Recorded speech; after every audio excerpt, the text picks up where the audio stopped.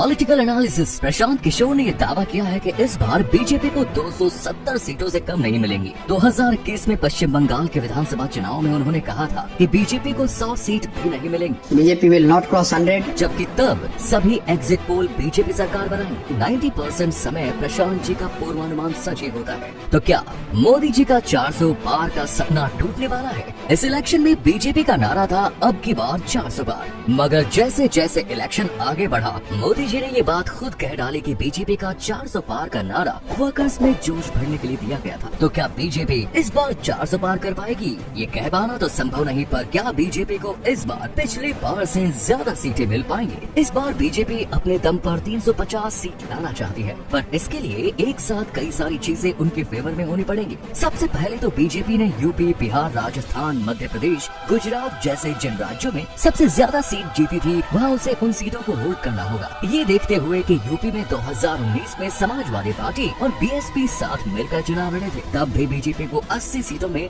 62 सीटें मिली। इसके बाद 2022 में हुए यूपी विधानसभा चुनाव में भी बीजेपी को बड़ी जीत मिली। इससे यही लगता है कि बीजेपी उत्तर प्रदेश में 2019 वाला अपना परफॉर्मेंस दोहरा सकती है। इसी तरह बिहार में बीजेपी ने पिछली बार 40 में से 39 सीट जीती थी। इस बार भी जेडीयू और बीजेपी के साथ मिलकर लड़ रहे हैं, तो लगभग वैसा ही रिजल्ट आना मुमकिन है। इसके अलावा एमपी और राजस्थान में हाल ही में बीजेपी विधानसभा चुनाव जीते हैं। गुजरात तो 30 सालों से बीजेपी का गढ़ रहा है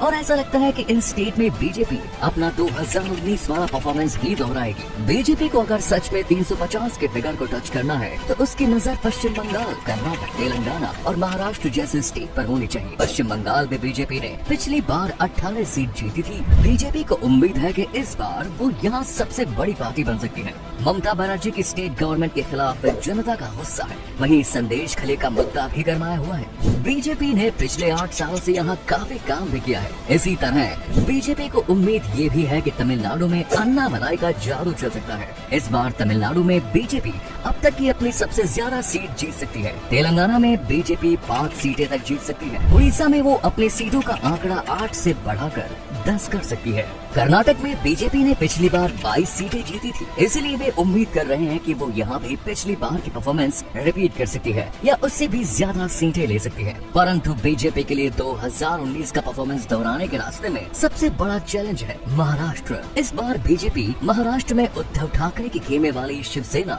और एनसीपी को कांग्रेस के खिलाफ लड़ा रही है। पिछली बार बीजेपी ने महाराष्ट्र में 48 में से 23 सीटें जीती थी और एनडीए ने 41, लेकिन इस बार उद्धव ठाकरे ने अगर सच में अपना दम दिखा दिया तो बीजेपी को यहाँ बड़ा नुकसान हो सकता है। कुल मिलाकर बीजेपी को अगर सच में 300 पार जाना है तो उसे 2019 वाले सारे स्टेट तो जीतने ही होंगे, साथ ही तेलंगाना, तमिलनाडु जैसे स्टेट में भी अच्छी खासी सीटें जीतनी होंगी। इसके अलावा बंगाल और कर्नाटक में भी सीटें बढ़ानी होंगी। अगर बीजेपी सच में ऐसा कर पाती है तो 400 ना सही पर 330 तो पार जरूर कर लेंगे।